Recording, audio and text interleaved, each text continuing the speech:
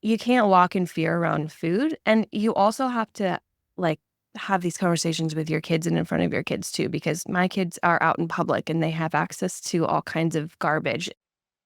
I gotta get myself a little more faith, a little more love.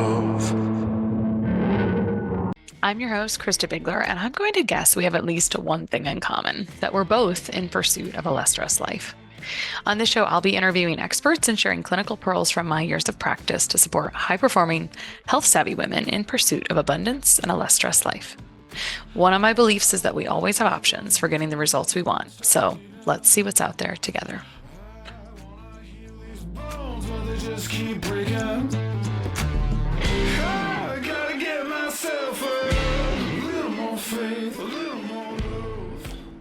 Today on The Less Stressed Life, I have Liz Haselmayer, who is the creator of Homegrown Education, an inspirational hub for families who want to pursue real food, holistic health, and intentional parenting. Liz homeschools with her 3 daughters in the suburbs of Cincinnati and hosts the Homegrown podcast with her husband, Joey. And I was on the Homegrown podcast talking about eczema a while back with Joey and Liz, and then invited her over here because people are always looking for what are some things I can apply today? What are some things I can do today for my health? So welcome to the show, Liz. I love that. Great intro. Yeah, welcome.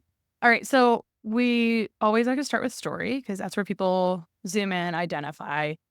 And usually we land in a health space, not always, but sometimes our own struggles are how we land where we land. Like you probably didn't say, I think I want to be a podcaster and sell some products and some workbooks and homeschool my children. So let's unravel the story where all the things started for you. Yeah, I love sharing this just because I feel like so many people connect to my story because I feel like I lived the quintessential 90s and early 2000s childhood and upbringing and millennial parenting. Like I'm just walking in it. I grew up in Cincinnati at, like I said, early 90s baby. When I became a middle schooler, I'll say around 12, 13, really started to have a terrible relationship with food and dabbled in restrictive eating and over-exercising. And eventually over a few years, it turned into full-blown bulimia. And my relationship with food was horrid. And my food in my home was a mixture of all the processed foods, the hamburger helper, the instant rice, but also home-cooked meals.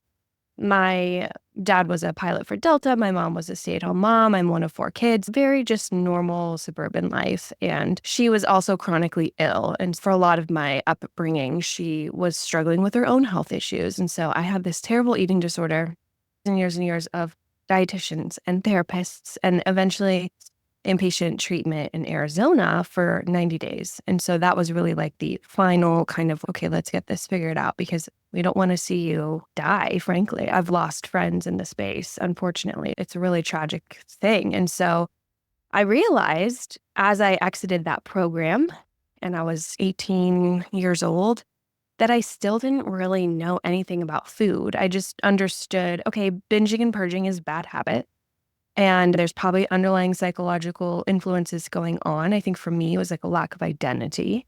And so I think about that with my own girls is not leaving that gap in their childhood, giving them strong identity so that they don't have to go running, looking for it somewhere else. But for me, I was still lacking in this real appreciation for nourishing my body and like having a respect for my body, building strength in my body. I didn't have any of that. I was just like, oh, face your fear foods. I could go on and on about now in hindsight, looking back at the treatment that I received and just how flawed it is. And unfortunately, there's so many good practitioners, so many like good, willing hearts out there who want to save these girls. And the method needs to change, I think. I think it's outdated and it's not emphasizing the right things. And so for my program I was in, it's very much like exposure therapy. Let's practice going out to eat. Let's talk about how much of your burrito you're going to finish. Let's talk about the foods that you're afraid to eat and then go ahead and eat the cookie. And while it was successful in me stopping my binge purge habit and recovering from bulimia, quote, like I said, didn't have an appreciation for real food and didn't understand what that was. So then when I became a mom, this became an issue because with my second born, I was faced with an unexpected birth defect diagnosis and thrown out of my element. And I was like, how does this happen? And the answer I kept getting was like, oh, environmental, we're not sure. Could be a number of things. And so I started to connect these two very seemingly separate paths of my real food journey and my appreciation for food and nourishment and health. And also now this child that I'm growing inside of me has something potentially wrong and we're not sure where it comes from, but did I have any influence in that, or do I have any power or positive impact in how she's growing? And so this was this shift in my mind with so many other people where you face a health crisis. You're like, wow, is there something else I can do? Should I flip the bottles over and start reading the labels? Of course, the answer was yes. For her, it was bilateral clubbed feet and very, quote, fixable birth defect. I was told by my OB, oh, you're lucky. This is the best birth defect to get. And I was like, that's something you should say to a mom. It's like trying to nurture this like 20-week pregnancy, but okay. And yeah, from there, I started in the home. And I was like, okay, this was like the rise of the essential oil era, right? And so everyone's giving me all of these And for things. so many eras tucked in here, let's be real. I had just gone on this someone like made a reference to essential oils. I was like, that was 2016. Thank you very much. Like, she was referencing it. And I'm like, what are you talking about? Anyway, carry it. But my daughter was born in 2016. So that's so funny that you use that exact date. Because you're right, it was. This is why I say I've lived the quintessential life, right? The essential era, boom, I have all of these very willing participants showing me how to detoxify my life. And I say that kind of jokingly now, but it was really helpful for me to understand like, oh, I could use a plant-derived fragrance, or I could use a medicinal oil in this way, or it opened the door to maybe like herbology or other modalities of healing that were outside of the gateway drug. It's a gateway drug. I jumped into that for 18 months and really tried to clean up my home. And then it was like, oh, even before I finished that process, I ran into feeding issues with my daughter. And so we did this crazy thing where we homemade her formula with raw goat's milk from a local farm. And it's just like, you want people to look at you crazy, tell them that you make your baby's formula at home with raw milk. Especially in 2017 or 2016. Exactly. I know it wasn't that long ago, but we've come a long way already. Come such a long way. I'm so proud of all of the mainstream attention that raw milk is getting. I really think it makes it easier for moms and dads who are trying to make those choices because they can see examples of people who are living and breathing and they can have access to farms. So anyway, so that's like the long-winded version of how I became so interested in food and health and parenting and just stumbling along the way and running into obstacles and then thinking like, what can I do about this? Finding the answer. I have a lot of parallels, which is not surprising to me. When I first moved to the middle of nowhere in 2010, I was burned out from school and all the things. There was a lot going on there. I was very burned out and I like very much got into homesteading stuff. I do think that was like the blogging era. All of that information was at your fingertips. The internet wasn't fast like it is now, but it was like when that stuff was becoming more mainstream. Now, I do think that we were like the early adopters of it, which is comical. That's really comical. That'd be very comical for my mother to hear that because I always think like my parents were very homesteady way before it was cool.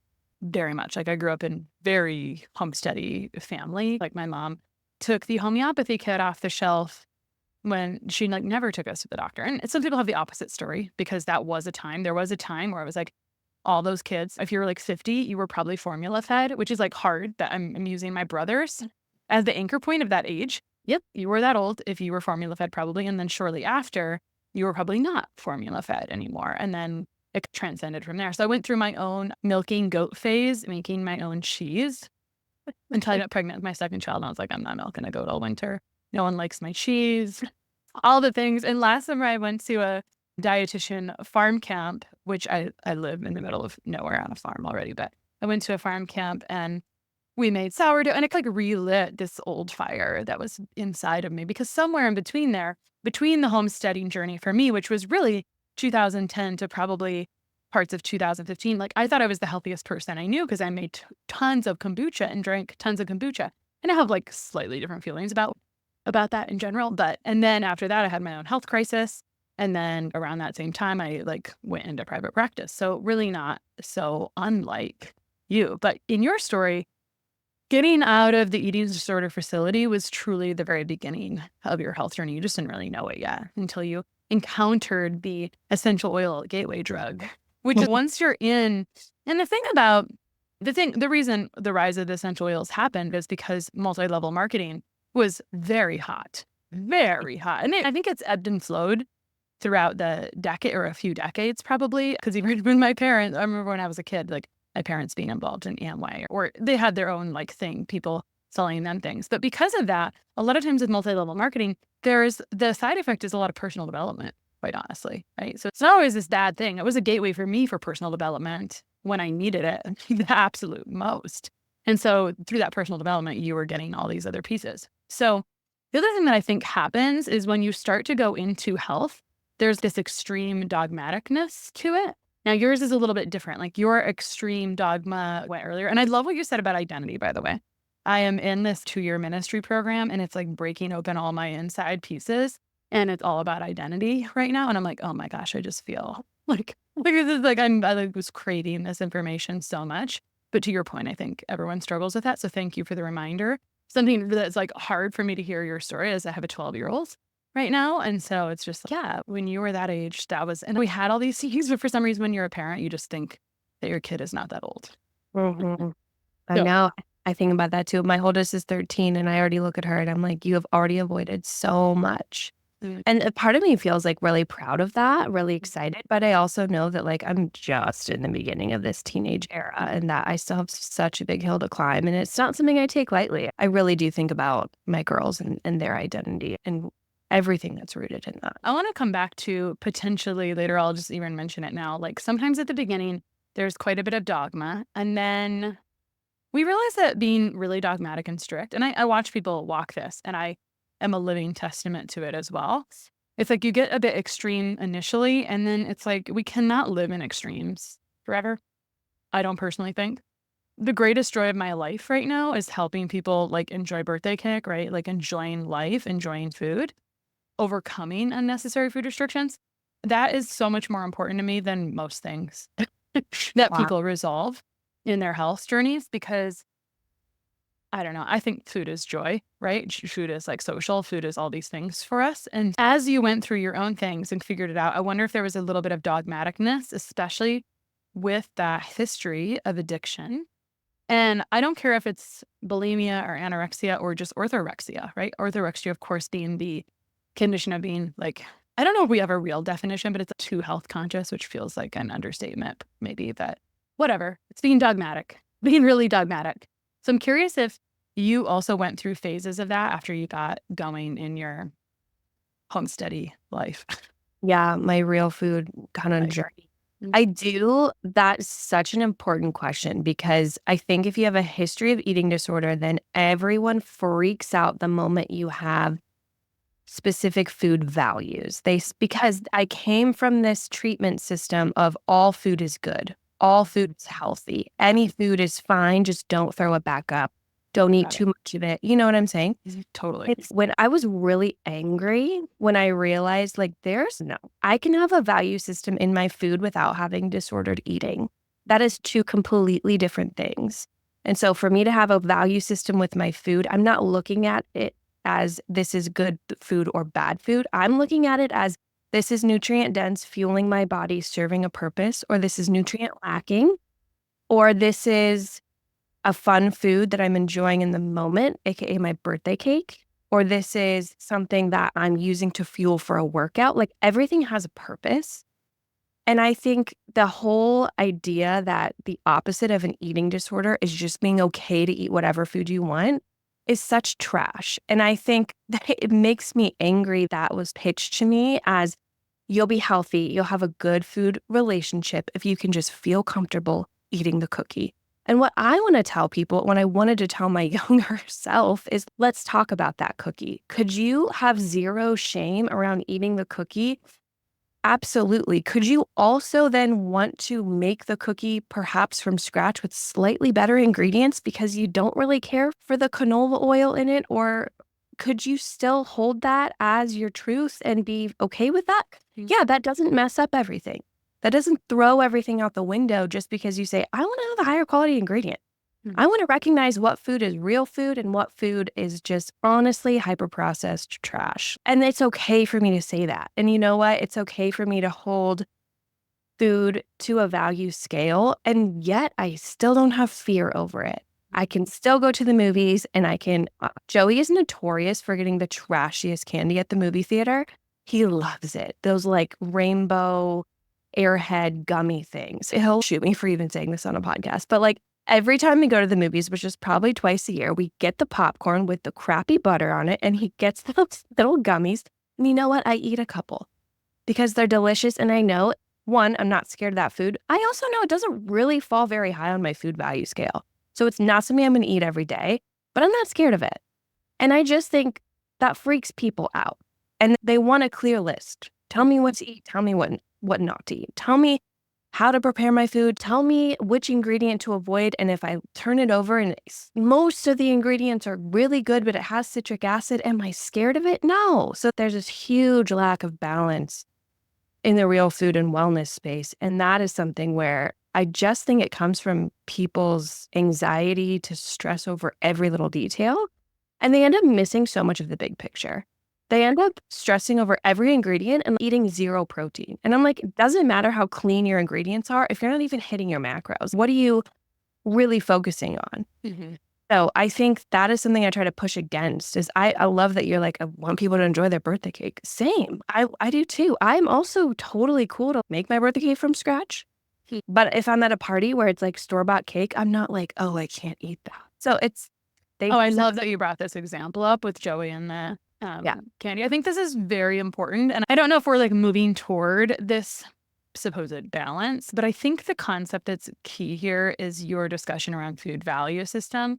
And I do wonder if it took you, the real question is like, how long did it take you to embody that vindication of food values? And or how do we help people develop food values? I want to back up before you answer that question. And I want to say, I love thinking about the root cause of the root cause of the root cause, because someone might present as, oh, good food, bad food, whatever, or I want to be told exactly how to do it. I see this crap all the time. Of course, this is like literally my thing. One of the root causes of this is a feeling of, I don't trust myself.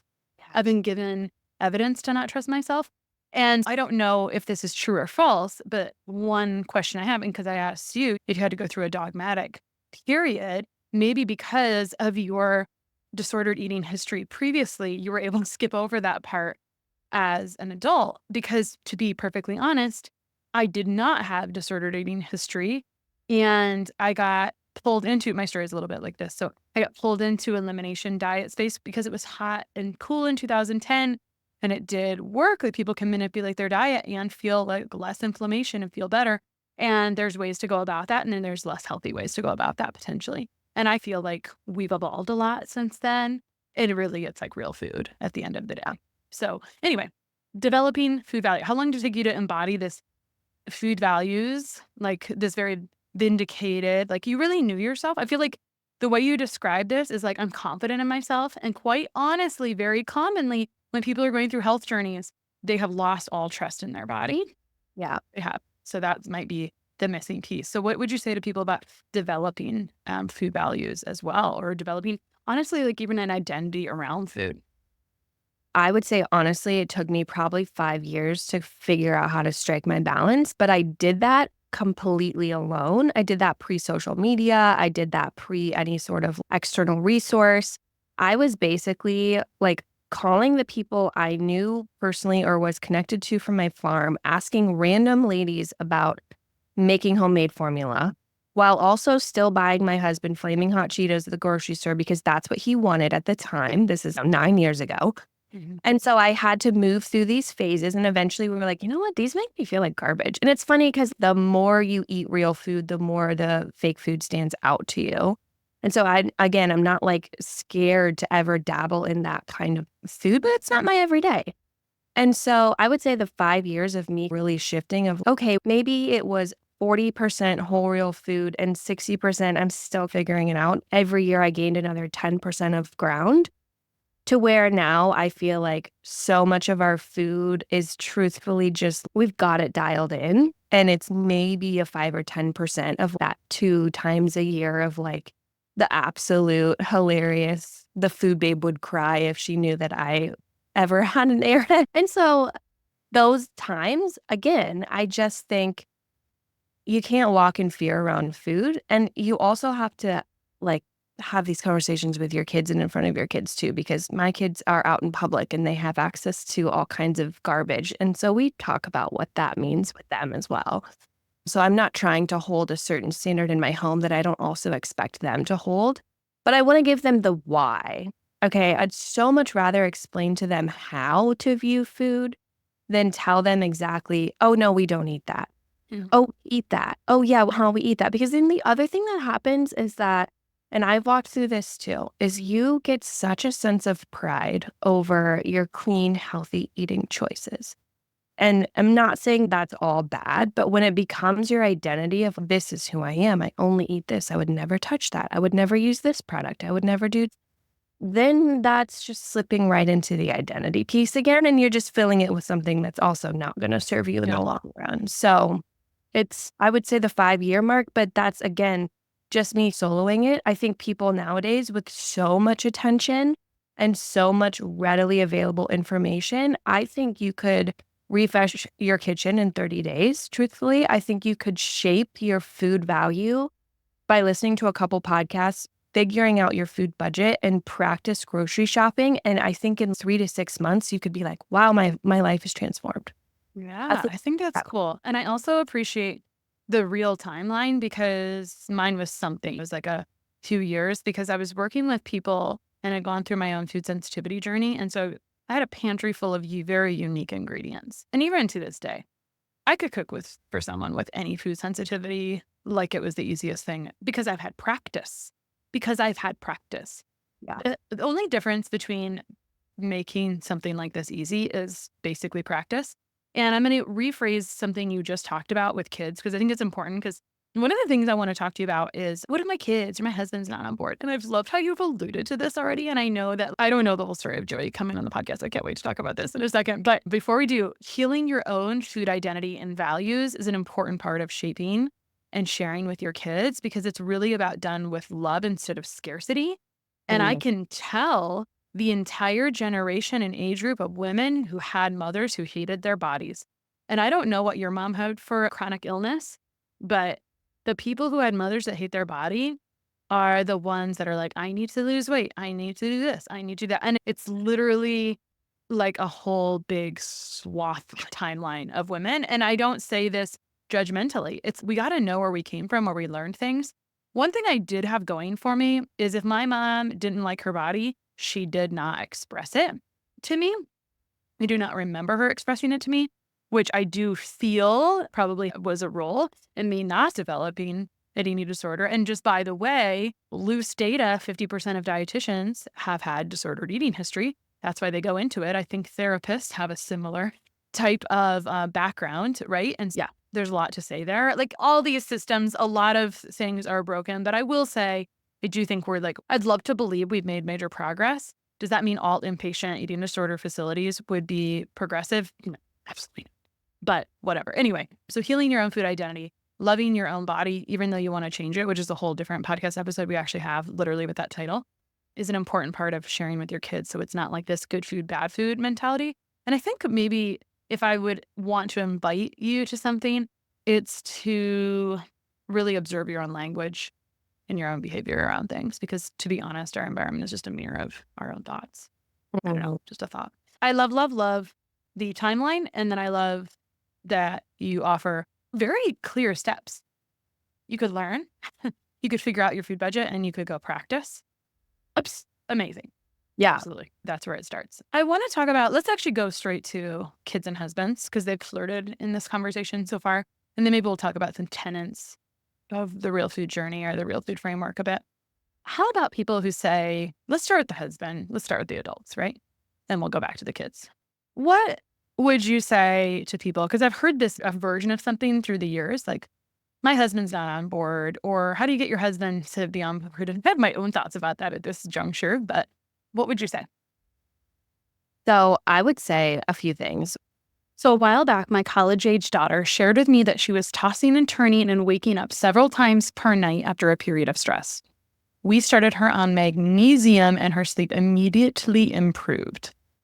I personally think magnesium should be your first thing to try if you're having trouble sleeping or staying asleep, especially tossing and turning. And it's a no-brainer if you have any restless leg issues. The thing about magnesium is that there's a lot of types of magnesium that will give you symptomatic relief, but I like to steer my clients and loved ones to a more absorbable form of magnesium because most big box magnesium is mag citrate, and that will push bowels that can be damaging to your teeth if it's used daily, and it's not the most absorbable.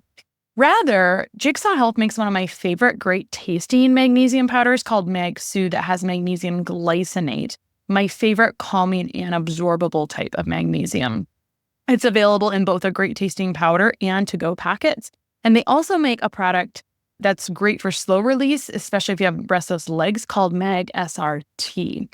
So if you are not falling asleep easily or if you have disrupted sleep, you can try at least 200 milligrams of great magnesium like Mag Soothe or Mag SRT, especially if you have restless legs. It works better to take this at least 20 minutes before you go to bed to allow it to kick in.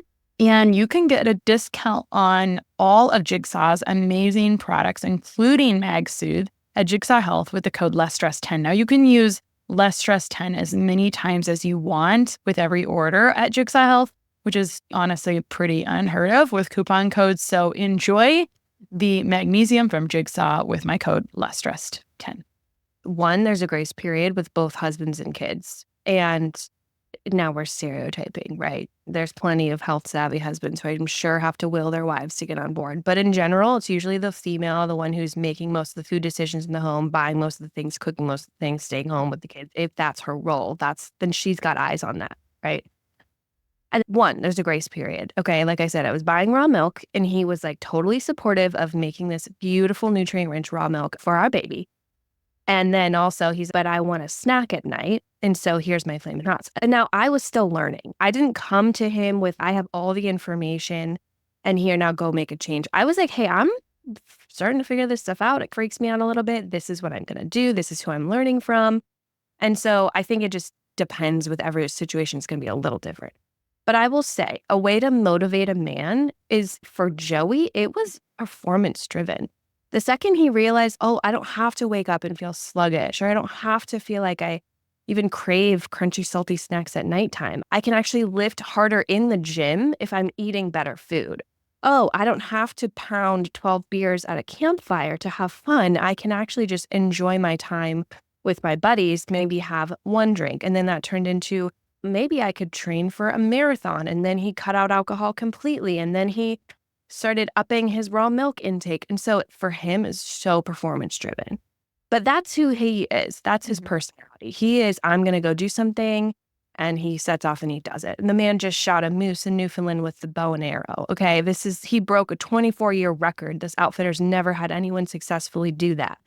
So performance driven is always a lane you could try if that speaks to your husband. If not, talk about like why you're doing it. Hey, I want to feel better. I want to wake up. I want to show up better for my kids. I want to show up better for my job. I want to show up better for my work. I'm not saying we have to cut everything out. I'm just saying that our main sustenance, we should be checking our boxes. Let's hit our meals. Let's get our meals really squared away. Maybe we figure out the snacks later down the line. Don't try to find the healthiest potato chip if you're still not getting 30 grams of protein in the morning. Start with your bigger rocks. Yeah. And then move into, oh, okay, now I can level up this area of my life, this area of my nutrition, this area of my wellness. And talking to them about why you want to do that. If you have a husband who you say all these things to and they're still like, I just want to feel like trash, maybe they need to work on some identity stuff. Maybe there's something blocking them because I don't know a single human who you look at them and you say, hey, do you want to be higher performing? Do you want to feel better and do better things with your life and live bigger and have abundance and get excited and have a zest for life? Or do you just want to shrink and feel just like average? I don't know anyone who is, I'd rather be average. And so food is just one example of that. Fitness could be the same thing. And so those often go hand in hand, which are really beautiful because one drives the other. Oh, you want to start working out and lifting a bunch? Start eating a bunch of protein. And then guess what? You're going to be feeling fueled and ready to go. And you're going to be excited when you see yourself put on some muscle. Mm-hmm. So I came at it through, I'm still learning. And then Joey's motivation that he's picked up, I would say after about 2 years of us really in this space, he was like, oh yeah, performance. Like, I want to be better. So that sounds amazing. And I'm going to do that. And I think as long as it's not, hey, the other piece is don't try to take away everything all at once.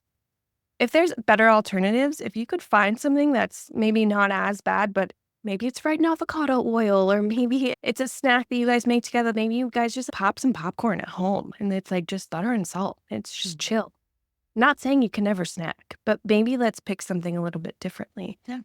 If you find good substitutes and alternatives for them, or they're finding that for themselves too, same thing for your kids, then you don't really miss anything. You don't feel like you're lacking.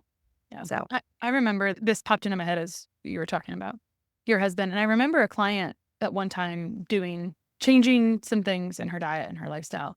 And I remember she told me that she told her husband, you don't have to eat this way. I do not want you to complain. I want you to be supportive. She was very firm and clear about what she needed to align the culture of the home, which worked for her. I will also say not everyone's husband will respond in that supportive way, or family member. I don't care. Pick your point. Like, it might be Aunt Sally. Who cares? I will say, because I have this running joke right now that 50% of the things I help clients with are maybe nutritional. The other 50% are purely emotional. Maybe it's 75-25 sometimes. But we cannot hinge our happiness on anyone else's behavior. So we'll just remind ourselves of this.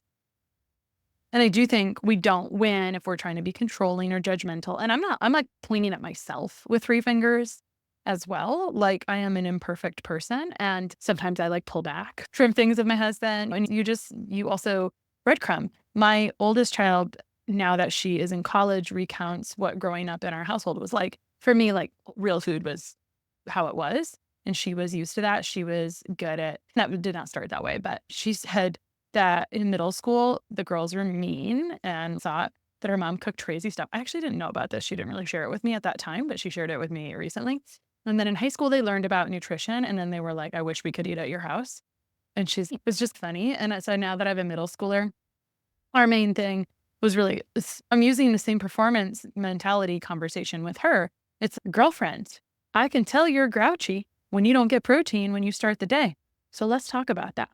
Let's talk about getting enough food. And I think that's the main thing. It's like, how do we fuel, which is different words you said, like, how do we fuel and get enough? And hopefully that is what comes in the future. Hopefully that is the future of our nutrition with our children and how we communicate with them. And it's not about shrinking. It's not about scarcity. It's not about, like, oh my God. And the schools, I actually used to review school lunch program like in 2012. And there's all kinds of things around that. I actually don't have a huge dog in that fight because it really boils down to whoever's in charge at that moment, because they might not even be following the rules.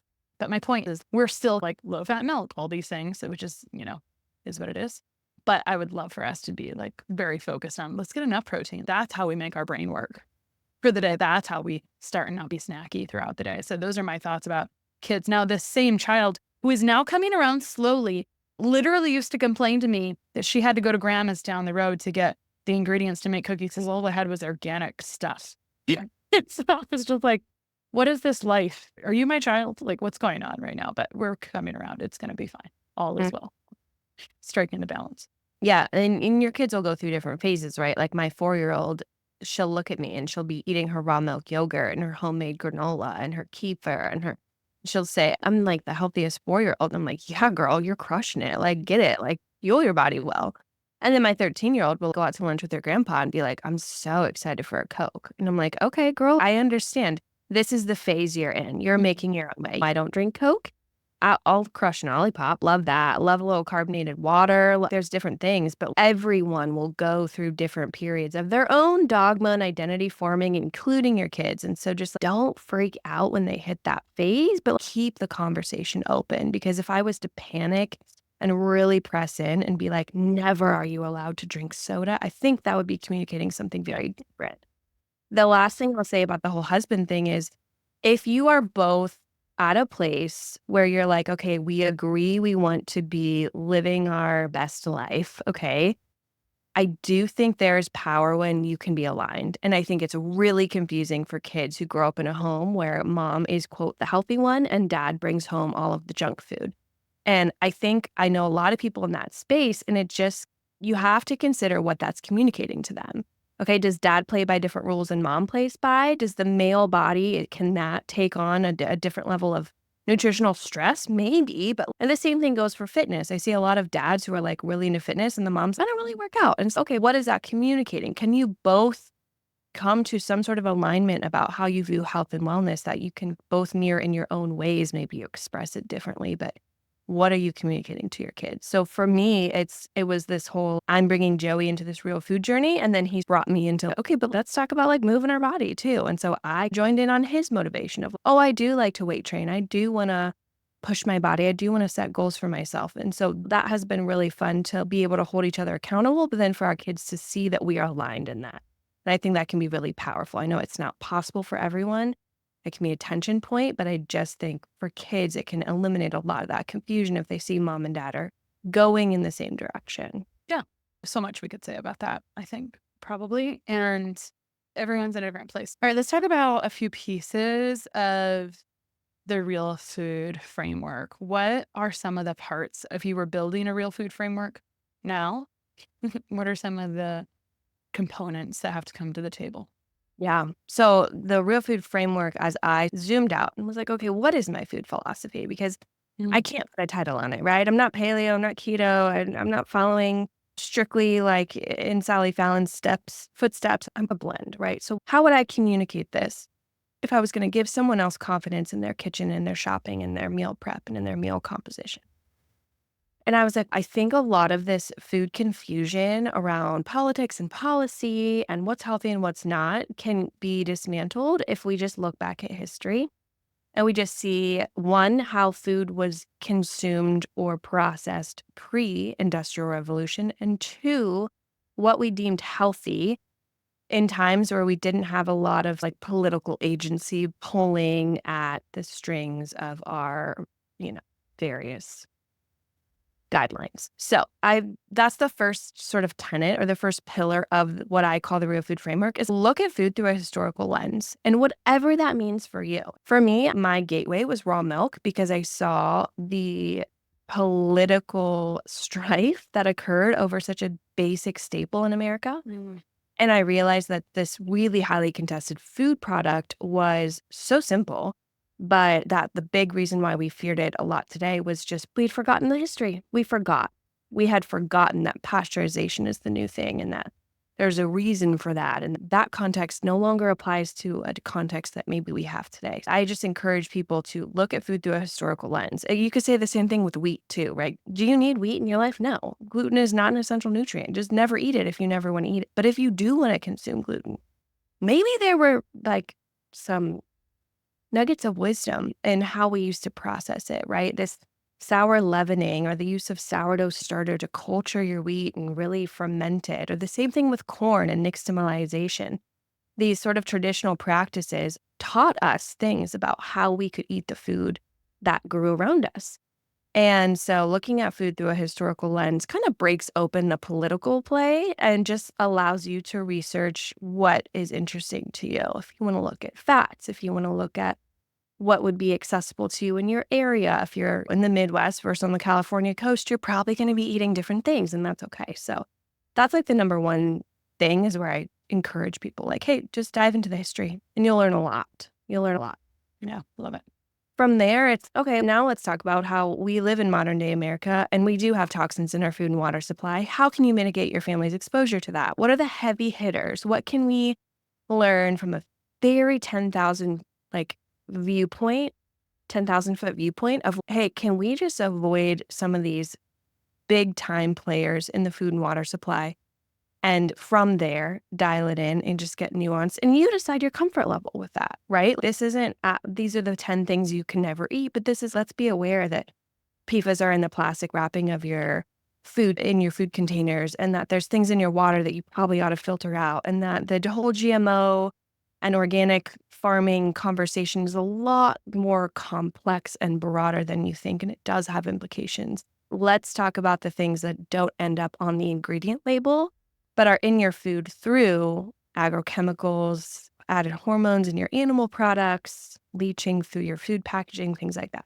So that's number 2 of mitigate your family's toxin exposure with starting with those heavy hitters. And then from there, the last 2 are really like just letters from my kitchen of like, how do you leverage your ingredients? Meaning you're spending a lot of money at the grocery store, at your farmer's market, or through your local CSA. How can we get the biggest bang for our buck with this food? How can we ferment the cabbage? How can we slow cook the meat? How can we make the homemade salad dressing that also helps regulate our glucose and use it as a veggie starter in the beginning of our meals, right? How can we leverage each ingredient?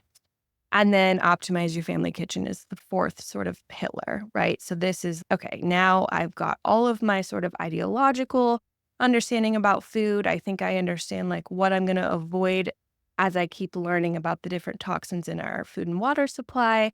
I know which ingredients I can keep as a staple in my pantry and fridge, but now I need to know how to grocery shop, meal plan, meal composition, things like that. And so that was it. It was just like, how have I done this in my own life and what's worked in our kitchen? And how have we moved through this real food journey through various seasons of financial stress and growing a family and having more kids and having businesses and birthing businesses through all of those phases? We've been able to maintain a really steady real food journey. And the things that I've learned through that process are just compiled in what I call a real food framework. Yeah, I love it. How do you help others on this journey? I think you are embodying, epitomizing, I've gone through this and now I am sharing what I've learned with others, which isn't that identity? Isn't that like our purpose in life? Is like to help people shortcut to your earlier point. When we think about just like the value we put forth in the world, it is, the point was you talked about it taking you 5 years to strike that balance, but people could get to a place where they could see results, how they feel, et cetera, within a month or two. And so how do you help people expedite that process now? Yeah, something we did really, I think it was the beginning of 2024. Wow, that seems like a long time ago. Earlier this year with our community, we did something called a real food reset because I was like, you know what? I'd love like to capitalize on some of the energy of the new year. I personally love the new year. I'm like, yeah, put all my goals. Like I don't do resolutions, but I have a bunch of this. I'm such a sucker for that new year energy. So I was like, let's do a real food reset. And for 1 week out of the month, we'll focus on a new thing. And we had hundreds of people do this with us. And people were like, oh, it's really that simple. And I think they just needed me to be able to say, listen, you can make change in 7 days. Like you can really make change in your life faster than you think you can. So for our real food reset, we'd focus on a new thing each week. So the first week we focused on protein. And I was just like, hey, listen, you can set your protein goal, but I want you to like stick to it every time. For me, I was going to do 1 gram of 1 gram of protein per ideal pound of body weight. And I had just come off of doing 75 hard. So I was like already in this space, right? So I was like, okay, we're going to hit a protein goal. Your week 1, you're going to do 7 days of that. You're going to realize it's attainable. You're going to not be freaked out by 140 grams of protein every day. And you're going to learn how to fit it in. Okay. Second week, you're going to learn how to make a chicken stock. Okay. Because this is such a useful thing in your kitchen. You can use it for so many different things. It's super healing. And so we'll do that. Then another week, we're going to ferment something. We're going to ferment a sauerkraut and we're going to incorporate something fresh or fermented into our meals, because something that people don't really talk about a lot is everything you're eating is cooked. Where are all your enzyme-rich foods? Okay, so that could be like you poured yourself a glass of raw milk and ate your spaghetti and meatballs. Totally fine. Or it could be like you started your meal with a fresh veggie or fruit so that you're getting those enzymes that way. Maybe you're adding a fermented condiment to your plate so that you're getting enzyme-rich foods that way. It was just a way to balance it out and realize, hey, everything I'm eating shouldn't be like all cooked or all raw. Maybe I should have a blend of these things to really feel like I'm getting the most out of my food. And then the 4th week, we were like, move your body 30 minutes a day. Just move your body. Because even going for a walk 7 times in a row for 1 week, people are like, oh, I can do this. I think I learned that from 75 Hard was like setting this really lofty goal and then just doing it. You build up a framework then for your life of, oh no, change can happen. I just have to decide that I'm going to follow through. And I think the follow through piece is the hardest part for folks who are like, I want to be healthier. I want to support my family's health and wellness, but I'm just not sure how to. And so I loved the framework of this 30-day reset because it showed them that it was so possible. And of course, the goal was like carry on the prior week into the following week. But we had a lot of people that loved that. And so I wrote up a template for that and put that in the framework as well to be like, hey, if you want to just jumpstart your wellness journey, like here's a great way to do it. I love it. And it was so attainable. I love thinking about it that way because if we change things every 3 days, we do operate on a weekly system. Let's just be real. We really do. And some weeks are a little off. And it's, hey, I can do that thing. That was fun. I hope you do it again. It does feel like an eternity ago. But in a few months, you could potentially have this real food reset again. I love a good alliteration. Mm-hmm. Where can people find you online? Yeah. So I'm over on Instagram at homegrown_education. I have a website called homegrowneducation.org, and that's where a lot of our resources are. We have a children's nutrition curriculum. We have the Real Food Reset, which you can get in printed or PDF form. You can find our podcast there, the Homegrown Podcast. And we have a Substack and YouTube as well. All of those things by the same name. So it's you Google Homegrown Education, I'm sure it will all pop up. But yeah, I love connecting with folks. Yeah. When did you start all of that?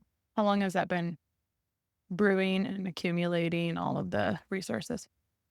The April of 2021 was when I launched the first workbook, but I started writing in, I think, 2018 or 2019.